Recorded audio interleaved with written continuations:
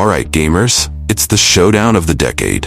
On one side, we have the sleek, futuristic PlayStation 5, and on the other, the powerful beast that is the Xbox Series X. Two consoles that have been going head-to-head in almost every gamer's living room. But which one is really worth your hard-earned cash? Which one gives you the better games, the better performance, the better everything? Today, I'm going to break it all down for you, piece by piece. And by the end of this video, you'll know exactly which console deserves a spot in your setup. So stick around because you won't want to miss a second of this. Let's kick things off.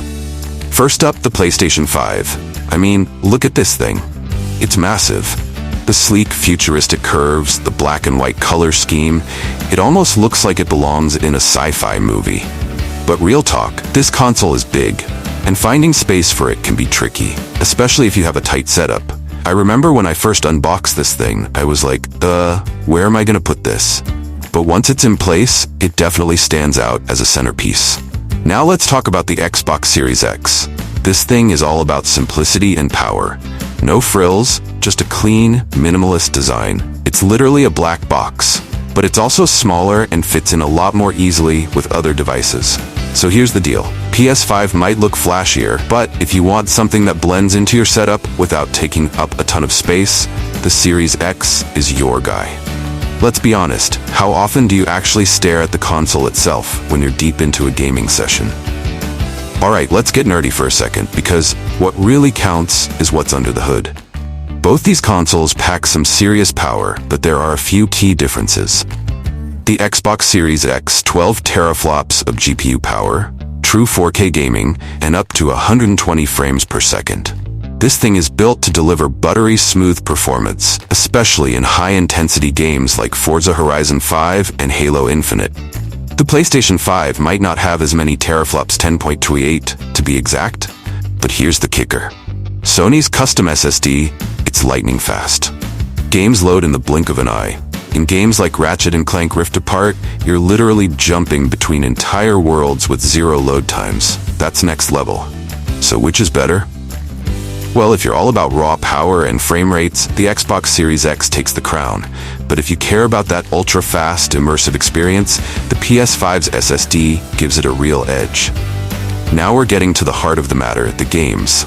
Because at the end of the day, it doesn't matter how powerful a console is if the games don't deliver, right? Let's start with the PS5. Sony has absolutely dominated the exclusive game space. I mean, who can forget God of War, Ragnarok, Horizon Forbidden West, or Demon's Souls? These are the kinds of games that keep you up at night, immersed in another world. I remember the first time I played Spider-Man Miles Morales. Swinging through the city felt so smooth, and the haptic feedback on the DualSense? I could literally feel the tension in the web as I swung from building to building. That's the kind of experience you can't get anywhere else. But don't sleep on Xbox Series X either. Xbox Game Studios has been making major moves, and with games like Halo Infinite, Forza Horizon 5, and the upcoming Fable reboot, there's a lot to be excited about. Xbox also has the big advantage of Game Pass, a subscription that gives you access to hundreds of games for a single monthly fee. And we're talking about day one releases of major titles. It's like Netflix for games, and honestly, it's a game changer for the industry. Here's the real question though. Are you a fan of those jaw-dropping PlayStation exclusives, or does Xbox's Game Pass library sound more like your jam? Let me know down in the comments, because I know this is going to spark some serious debate. Now let's talk about something near and dear to my heart, multiplayer gaming. Whether you're teaming up with your squad or battling it out in a free-for-all, multiplayer is where friendships are forged, and sometimes broken. The PS5 has some solid online features, but let's be real. Sony's online service has always been just a bit behind. PlayStation Plus gives you access to monthly free games, but compared to Xbox's multiplayer ecosystem, it feels a little bare bones. Now, Xbox has always been king when it comes to multiplayer. Xbox Live has been around forever, and it's still one of the smoothest online services. Throw in Game Pass Ultimate, which includes Xbox Live Gold, and you've got access to tons of multiplayer titles like Halo, Sea of Thieves, and even upcoming games like Starfield. Last weekend, my buddies and I spent hours in Halo Infinite's big team battle mode, and the chaos was glorious. And thanks to Quick Resume, jumping from one multiplayer game to another is as easy as pressing a button. You can't underestimate that feature. So if multiplayer is a big part of your gaming life, the Xbox ecosystem has a clear edge. But if you're more of a single-player, story-driven gamer, PlayStation might be the better choice for you. Now let's dive into something that might seem small, but if you're a serious gamer, you know the controller is everything. It's your primary connection to the game world, right? First up, let's talk about the DualSense controller for the PlayStation 5. Sony took a huge leap forward here. The haptic feedback is insane. It's not just vibrations anymore. You feel every step, every raindrop. And the adaptive triggers? That's a whole new experience. If you've ever played a game like Astro's Playroom or Ratchet & Clank Rift Apart, you know what I'm talking about. You feel the resistance, whether you're pulling back a bowstring or revving up a car. It's like the game is right in your hands. Now, the Xbox Series X controller might not look as futuristic, but don't underestimate it. Microsoft stuck with a classic design, and for good reason. It's super comfortable. Whether you're gaming for 30 minutes or a whole day, it feels right in your hands. Here's a quick story. I had friends over recently for some split-screen Halo, and everyone grabbed an Xbox controller. Even the people who hadn't gamed in years said it just felt natural. Xbox didn't reinvent the wheel, but they didn't have to. So, which one's better? The DualSense wins for innovation, hands down. But for those long gaming sessions, the Xbox controller still feels like a comfy old pair of shoes. Which do you prefer? Let me know down in the comments. Now here's something that often gets overlooked, but makes a big difference in the long run: accessories. With the PlayStation 5, you've got some pretty cool first-party accessories like the Pulse 3D wireless headset. It's designed specifically for the PS5's 3D audio feature, so when you're playing a game like Demon's Souls or Resident Evil Village, you can hear every creepy sound behind you. On the Xbox side, while the headset options are solid, what really stands out are their expansion cards for storage. You can pop in one of their Seagate SSDs, and boom, instant extra storage. No messing around with external drives. It's pricey, but worth it if you want that seamless experience. I had to upgrade my storage on both systems after just a few months. Honestly, with how big games are getting, especially if you're downloading Call of Duty or any of those huge games, you'll want that extra space. Quick tip: invest in an SSD early. Okay, next up, let's talk user interface, the dashboard you'll be seeing every time you turn on your console. This is something a lot of people don't talk about, but trust me, after a while, it matters. PlayStation's interface has that futuristic, clean vibe. It feels next-gen, no doubt. You've got quick access to your games, media, and settings, and Sony's game activity cards are actually pretty handy. I can jump into specific missions or activities without fully loading the game. Great for when I'm trying to complete that last trophy in a game like Ratchet & Clank. Xbox went for familiarity here.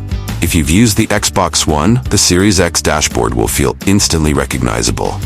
But that's not a bad thing. It's customizable, snappy, and here's a huge bonus: you get Quick Resume. This lets you hop back into multiple games right where you left off. Seriously, this is a lifesaver when I'm switching between games like Forza and Halo Infinite. Between the two, I gotta say, Xbox wins for practicality with Quick Resume. But PlayStation feels fresher, more exciting to look at. What about you guys? Are you all about the sleek new look or functionality? Let's chat in the comments. For all you content creators out there, both consoles have some solid options. Whether you're streaming or just trying to share that epic kill streak with your friends, they've got you covered. The PS5's Create button gives you quick access to screenshots, video clips, and live streaming. Plus, you can edit your footage right on the console. Xbox has a similar feature with its Share button, but the real kicker here is how it integrates with Game Pass. You can stream straight to platforms like Twitch without needing extra hardware. So if you're into making content, both consoles have you covered. But Xbox is more streamlined for streaming, especially with xCloud letting you play games across devices. For PS5 though, I find the editing tools are a bit more intuitive. Backward compatibility. This is huge for those of us who've been gaming for years and don't want to leave our old libraries behind. Xbox takes a massive win here with its backward compatibility. You can play games from the original Xbox 360 and Xbox One, and they often run better than ever thanks to FPS boost and auto HDR. So if you've got a library of old Xbox games, it's a no-brainer. Now, the PS5 is backward compatible with most PS4 games, but that's where it stops. No PS1, PS2, or PS3 native support unless you count the PlayStation Plus premium streaming service, which can be hit or miss. For future-proofing, though, both consoles are set up for the long haul. With expandable storage, powerful CPUs, and a slew of upcoming titles, it's safe to say whichever console you pick will keep you gaming for years to come. Okay, the final battle: price and overall value. As of now, both consoles are hovering around the same price point, $499 for the standard versions. But here's the deal: Xbox Game Pass might tip the scales. For the price of 1 or 2 full games, you've got access to hundreds. But PlayStation's exclusives can't be ignored. The experiences you get with games like God of War, Spider-Man, and The Last of Us? Priceless. So, which console should you buy? Here's the truth: it really comes down to what you value as a gamer. If you're all about the most powerful hardware and the best subscription service, the Xbox Series X is for you.